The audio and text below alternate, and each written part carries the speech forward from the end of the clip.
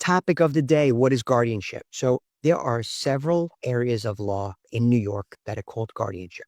There is a family court guardianship where a person that will become involved in the family, sort of like a parent analog, perhaps a grandmother, an aunt or an uncle, because the parents aren't able to take care of the minor children, and they'll seek court permission to be the guardian. I've done that a number of times, sometimes in the context of the parent having passed away, and I've represented grandmothers or siblings of the deceased parent, really quite a lot of times in the family court. That guardian is the caretaker of the child for medical reasons, doctor's visits, enrollment in school, enrollment in health insurance, parent-teacher conferences. That's the type of guardian. That guardianship has nothing to do with money, and you can't become the guardian of the money of the child should that child have inherited money. That's in another court. Handling money for a child, besides the person of the child, can take place either in Supreme Court, in an Article 81 proceeding,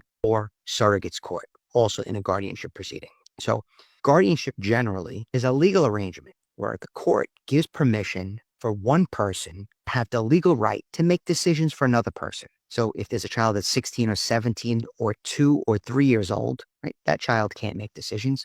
The court gives the permission and authority to someone else. Now, that's for a child because a child has an incapacity based upon age. They have a disability based upon age, right? They can't contract. They can't sign things. They could affix their signature, right? But a child can't sell property. A child can't enroll themselves in school. So that's farmed out to this adult guardian.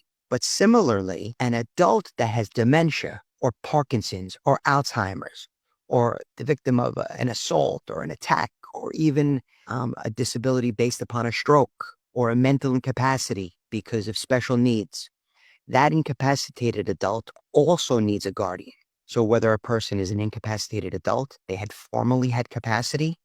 Me, I'm young, healthy, I'm robust, I can think for myself, but pending a tragic accident or the onset of dementia, I can't make decisions for myself any longer. Well, then I would need one of my adult children to come in and be my guardian, or I'd need my spouse to become my guardian, or a brother or sister to become my guardian. And finally, the third class of person that might need a guardian is a child that's developmentally disabled, but that becomes an adult. And the child is a child at 17 and they're an adult at 18. The magical transformation happens with the turn of a calendar. That person might need their parent to be the legal guardian of them.